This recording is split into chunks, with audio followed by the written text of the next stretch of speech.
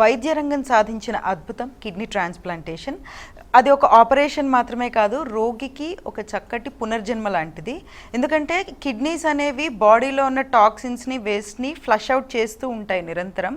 మరి ఆ కిడ్నీస్ పాడైనప్పుడు చాలా డిఫరెంట్ సమస్యలు ఎదుర్కొంటూ ఉంటారు పేషెంట్స్ అనేవాళ్ళు. మరి డయాలసిస్, ట్రాన్స్ప్లాంటేషన్ రెండు విధాలుగా ట్రీట్ చేస్తూ ఉంటారు. ఈ రెండిట్లో ఏది ఉత్తమము, ఏది ఏంటి అనే విషయం ఈనాటి కార్యక్రమంలో తెలుసుకుందాం. అలాగే చాలామంది కిడ్నీ పాడైపోయే వరకు, అంటే చివరి స్టేజ్ వరకు తెలుసుకోలేకపోతున్నారు. సో వీటన్నిటి గురించి ఈనాటి కార్యక్రమంలో తెలుసుకునే ప్రయత్నం చేద్దాం. ప్రముఖ నెఫ్రాలజిస్ట్ డాక్టర్ సత్యనారాయణ గారు మనతో పాటు ఉన్నారు, వారితో మాట్లాడదాం. నమస్కారం డాక్టర్ గారు. డాక్టర్ గారు, అసలు కిడ్నీ సమస్యలు ఈ మధ్య కాలంలో విపరీతంగా పెరుగుతున్నాయి ఇండియాలో అనేది రిపోర్ట్స్ చెప్తున్నాయి. మరి ఎందుకని పెరుగుతున్నాయి, ఏంటి రీజన్? అంటే మేజర్గా ఇప్పుడు మనకి డిటెక్షన్ ఆఫ్ కిడ్నీ డిసీజెస్ ఎక్కువగా ఉన్నాయి. అంటే ఫెసిలిటీస్, మానిటరింగ్ ఎక్కువగా ఉంది. Incidents of diabetes, incidents of hyper tension, ఈ రెండు చాలా సివియర్గా ఉన్నాయి. అండ్ యంగ్ ఏజ్ నుంచే మనం డయాబెటీస్ చూస్తున్నాం అనమాట. సో ఇవన్నీ మేజర్ కారణాలు దేనికి మనము ఈ కిడ్నీ డిసీజ్ ఎక్కువ అవ్వడానికి ఇది మేజర్ కారణాలు అన్నమాట. సో మనం చూసుకున్నట్లయితే majority of the kidney failures are because of diabetes and hyper tension.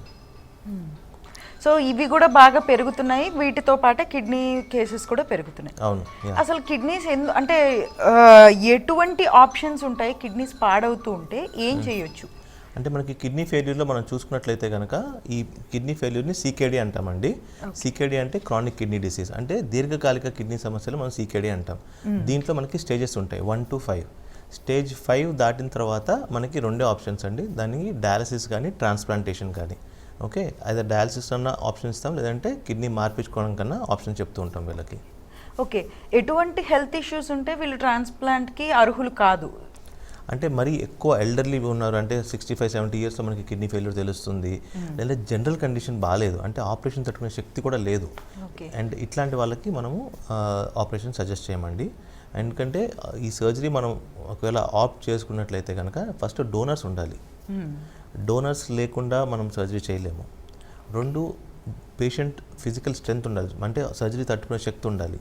And underline severe cardiac disease ఉన్న వాళ్ళకి, బైపాస్ అయింది, అంటే హార్ట్ పంపింగ్ బాగా వీక్గా ఉంది, ఇట్లాంటి వాళ్ళకి మనం ఎక్కువ ప్రిఫర్ చేయము.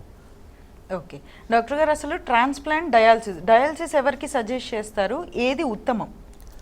ఉత్తమం అనేది ఏంటంటే వాళ్ళ కండిషన్ని బట్టి వాళ్ళకి. ఇప్పుడు ఫర్ ఎగ్జాంపుల్ ఒక పేషెంట్ లాస్ట్ స్టేజ్కి వచ్చేసారు, వాళ్ళకి 2 ఆప్షన్స్ చెప్తాం, అయితే డయాలసిస్ అయినా చేయించుకోండి, లేకపోతే ట్రాన్స్ప్లాంట్ అయినా చేయించుకోండి. కాకపోతే వాళ్ళ దగ్గర డోనర్స్ లేరనుకోండి, అప్పుడు ఏం చేస్తారు? డయాలసిస్ చేయించుకోవాలి, వేరే ఆప్షన్ లేదు. సో ఎవరైతే యంగ్ పేషెంట్ ఉంటారో, ఎవరైతే ఫ్యామిలీలో బ్రెడ్ విన్నర్స్ ఉంటారో, ఎవరైతే ట్రాన్స్ప్లాంట్కి డోనర్స్కి ఎవరైతే అవైలబుల్గా ఉంటారో వాళ్ళకి ట్రాన్స్ప్లాంటేషన్తో ముందుకెళ్తాము. డోనర్స్ లేరు అండ్ ఫిజికల్ కండిషన్ సపోర్ట్ చేయట్లేదు, అట్లాంటి వాళ్ళని డయాలసిస్ మీద పెడుతూ ఉంటాం.